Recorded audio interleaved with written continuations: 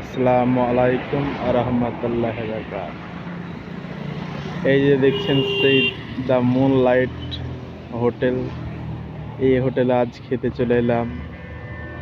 এই হোটেলের ভিতরে সৌন্দর্য অনেকটাই মহামোহ।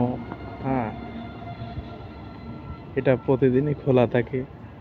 সকাল 10 ঘটিকা হইতে রাত্রি 12 ঘটিকা পর্যন্ত খোলা থাকে। এই যে দেখছেন আমাদের সেই হোটেলের ভিউ।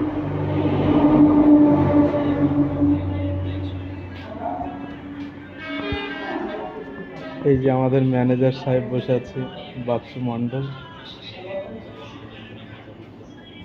আর এই যে হোটেলের সুন্দর ভিউ দেখতে পাচ্ছেন।